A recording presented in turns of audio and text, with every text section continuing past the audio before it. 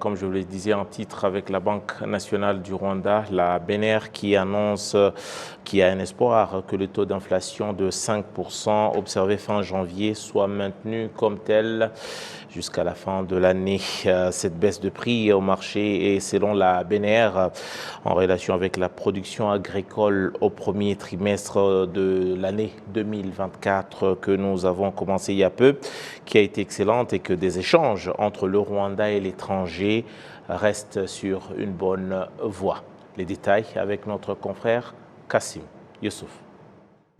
Le gouverneur de la Banque nationale, John Rwangomga, rassure que le taux d'inflation ne dépassera pas 5% cette année, à moins que ne surgissent d'autres imprévus.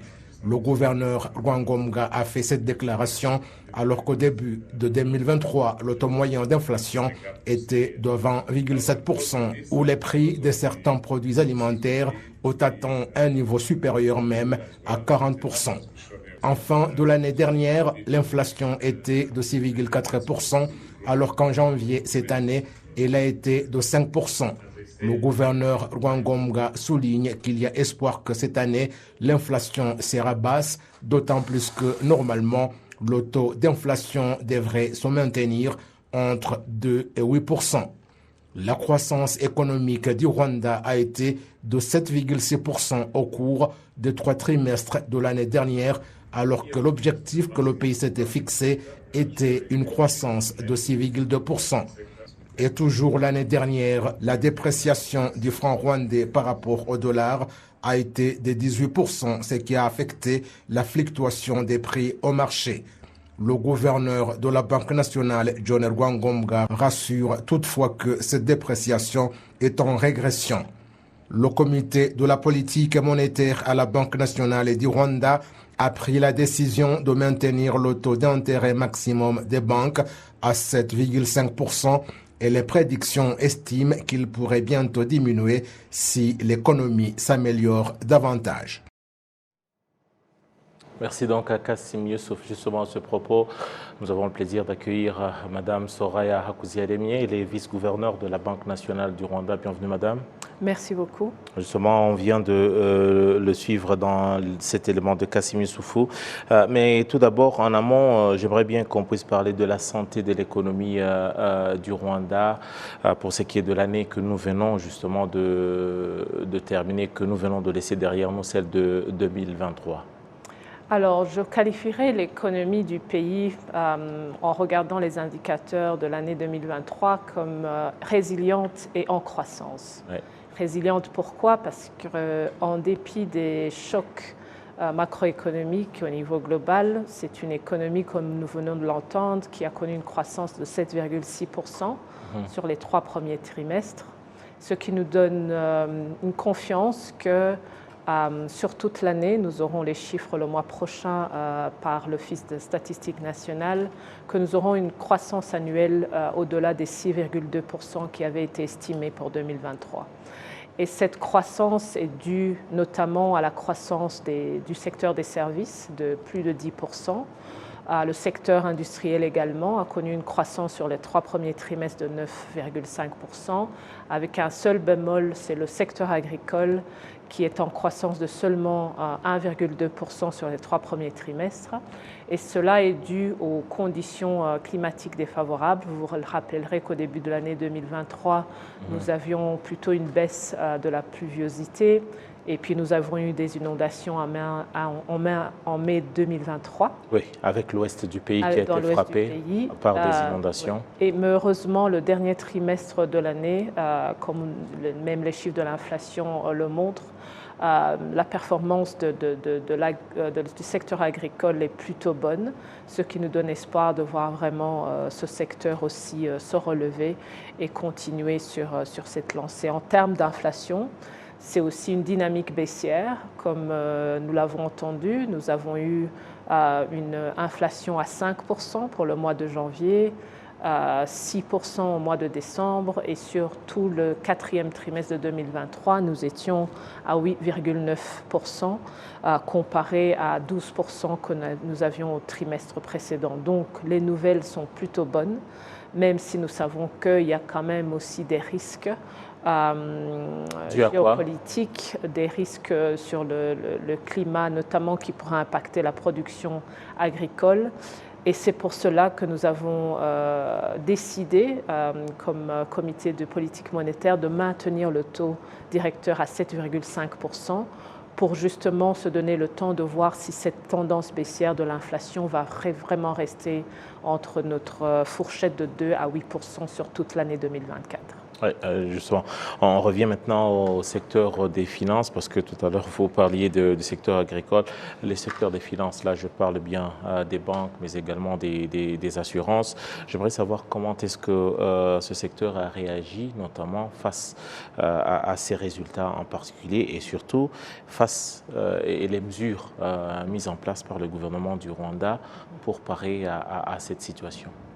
Alors, nous pouvons constater, et c'est vraiment les discussions que nous avons eues lors de notre réunion du comité de stabilité financière, c'est que nous avons un secteur financier qui reste solide et qui reste rentable. Donc, en dépit des taux d'inflation très élevés que nous avons connus en 2022 et 2023, nous pouvons voir que pour le secteur bancaire, que ce soit au niveau de leur ratio des capitaux ou de liquidités, ils restent bien au-delà des ratios réglementaires. Donc les mesures sont restées efficaces, ont produit des résultats tangibles. Nous pourrons dire que le secteur financier a bien réagi aux défis qui étaient posés. Donc le fait que nos banques, par exemple, ont un taux de rentabilité sur fonds propres de 20% pour 2023, c'est quelque chose de remarquable, qu'ils aient des solides ratios de capitaux et de liquidités, comme je l'ai dit, au-delà de 20% pour le ratio de capital, au-delà de 200% pour les taux de liquidité. Et c'est pareil pour le secteur des assurances qui reste solvable et aussi qui est profitable. Voilà. Parlons maintenant, tout à l'heure vous avez un peu écorché le contexte global. Maintenant, il y a la santé de la monnaie nationale, le franc rwandais, face au dollar. Aujourd'hui, nous assistons à une demande accrue du dollar, et surtout, ça exerce une certaine pression sur le taux d'échange. J'aimerais savoir ici, et bien sûr, le franc rwandais, dans cette situation, elle perd face au dollar, ça c'est une réalité, et ce n'est pas seulement pour le Rwanda, on peut le remarquer même ailleurs. Et maintenant, puisque nous sommes dans le contexte du Rwanda, aujourd'hui, quelle est la politique monétaire pour justement résoudre ce problème, que ce soit à court, à moyen et même à long terme? Alors, vous avez tout à fait raison. La dépréciation du franc rwandais, l'année 2023 a été très élevée, jusqu'à 18%, et cela a dû à deux facteurs. D'abord, l'appréciation du dollar américain suite à la hausse des taux d'intérêt de la Réserve fédérale américaine, donc qui a rendu les investissements en dollars américains plus attrayants. Justement, voilà pourquoi je parlais du contexte extérieur aussi. Absolument. Et deuxième chose aussi, c'est le déficit commercial qui continue à croître pour le Rwanda, où nous avons des importations qui ont cru jusqu'à 4 milliards, plus de 4 milliards de dollars, alors que les exports ne restent qu'à 1,6 milliard de dollars. Et donc, c'est ce déficit commercial où nous avons une plus grande demande des dollars par rapport à l'offre ou les dollars qui reviennent. Mais en revanche, ce n'est pas une situation qui nous inquiète outre mesure, parce que nous voyons déjà que pour les 2 premiers mois de l'année 2024, la dépréciation n'est pas aussi élevée. Deuxième chose, les réserves de change restent à un niveau très adéquat pour couvrir plus de 4 mois d'import. Et dernière chose, vous parliez de la politique monétaire. La politique monétaire est là pour plus stabiliser les prix ou être sûr que notre inflation ne dépasse pas les 8% ou notre fourchette entre 2 et 8%. En revanche, il y a des mesures structurelles qui sont prises au niveau de la promotion des exportations.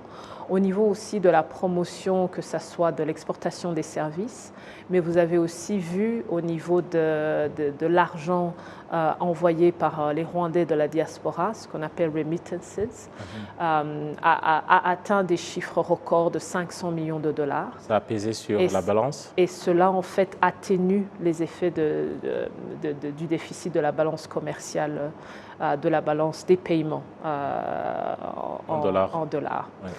Alors, les mesures à long terme, évidemment, c'est de continuer à promouvoir les exports, de privilégier la transformation pour réduire les importations. Mais nous sommes dans une dynamique d'un pays qui se développe et qui s'industrialise. Et donc, à moyen terme, nous verrons des importations, c'est surtout des produits intermédiaires ou des équipements qui sont utilisés dans les industries qui augmentent. Voilà. Juste là, tout à l'heure, vous avez parlé du secteur agricole. On ne peut pas parler du secteur agricole sans parler également des certaines organisations au niveau international qui en parlent. Il y a l'inflation des produits agricoles à laquelle on assiste. C'est parmi les plus élevés au monde aujourd'hui. Et selon en tout cas un rapport de la FAO du mois de janvier dernier, c'est que c'est une réalité à laquelle on fait face. Et maintenant, moi, j'aimerais savoir, vous avez parlé du secteur des finances et les mesures mises en place.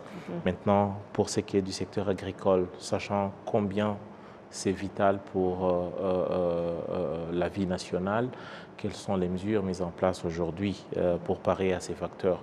Surtout lorsqu'on voit les investissements, la plupart des investissements et des prêts bancaires, c'est orienté dans les infrastructures et le secteur agricole arrive en dernier lieu. Comment est-ce qu'on va renverser, par exemple, la tendance et surtout comprendre combien il est important d'investir dans le secteur agricole pour ces banques? Alors, c'est une question complexe, mais je pense qu'aujourd'hui, on peut se réjouir du fait que le gouvernement a pris des mesures adéquates pour booster la production agricole. En 2023, je dirais, au mois de août-septembre, on avait une forte inflation due à tout ce qui est produit ou denrées alimentaires. Mais aujourd'hui, on voit que la saison 1 de la saison agricole s'est très bien passée, avec un surplus de production agricole, et c'est ce qui fait baisser notre inflation au niveau de 5% en janvier. Et cela aussi est le résultat des subsides qui ont été donnés, par exemple, pour tout ce qui est accès aux engrais, aux fertilisants. Le fait qu'il y a eu une mobilisation dans le secteur agricole pour être sûr que non seulement nous avons assez sur le marché domestique, mais aussi de pouvoir continuer à exporter. Et les chiffres de l'export le montrent. Donc je pense que continuer dans ce sens-là, en renforçant notre secteur agricole, cela ne peut être bénéfique non seulement pour notre économie et pour les 70% de notre population qui vivent de l'agriculture, mais également jouer sur les taux d'inflation qui sont fortement influencés par la production agricole. Maintenant, vous demandiez sur le financement du secteur agricole. Ouais. C'est vrai qu'il reste très en deçà de ce que nous espérions. Parce que lorsque vous parlez aux banques commerciales, elles évoquent la question de la rentabilité. Absolument. Et surtout de risques accrus dans ce secteur-là. Justement, les mesures prises, comment est-ce que vous encouragez ce secteur à justement prendre le devant et surtout à ne pas craindre de prendre des risques pour ce qui est des projets en rapport avec l'agriculture? Alors, il serait malvenu pour le régulateur des banques de leur dire de prendre plus de risques. Ils doivent prendre des risques mesurés. En revanche, nous connaissons l'importance du secteur agricole et donc il faut regarder les mesures mises en place pour justement réduire ce risque. Et par exemple, l'assurance nationale pour le secteur agricole est quelque chose qui est dans le bon sens pour permettre aux banques qui prêtent aux agriculteurs de prendre des risques prendre ce risque-là parce qu'il y a déjà une assurance. Deuxième chose, c'est aussi de travailler avec nos partenaires, que ce soit la Banque mondiale. Vous savez qu'il y a un grand programme qui a été lancé pour justement non seulement rendre plus commerciale notre agriculture, mais également trouver des financements à un taux subsidié pour les agriculteurs. C'est un montant de 300 millions de dollars investis et donc je pense que cela permettra de voir plus de projets agricoles financés par nos banques locales. Alors, revenons à l'actualité. Vous avez pris la décision de maintenir le taux d'intérêt de base à 7,5%. Y a-t-il un espoir pour une baisse prochaine? Est-ce que cela pourrait apporter des fruits escomptés dans un futur proche? Alors, il y a déjà un espoir que l'inflation cette année sera maîtrisée et qui restera autour de 5%. Et donc, si nos prévisions, il n'y a pas de facteurs qui influencent négativement les prévisions que nous avons, il y a de fortes chances que nous puissions commencer à réduire ce taux directeur, mais ce sera basé vraiment sur les projections et sur les conditions macroéconomiques que nous verrons dans ce trimestre. Donc rendez-vous en mai pour voir où on en est et si nous prendrons cette décision. Mais je pense qu'il y a de fortes chances que l'inflation reste autour de 5%. C'est là-dessus que nous allons en tout cas nous séparer sur ces propos. Merci beaucoup d'être venu dans nos studios. Je rappelle que nous accueillons Madame Soraya Hakuziremye, elle est vice-gouverneure de la Banque nationale du Rwanda. Merci beaucoup Madame. Merci de m'avoir reçu. Voilà.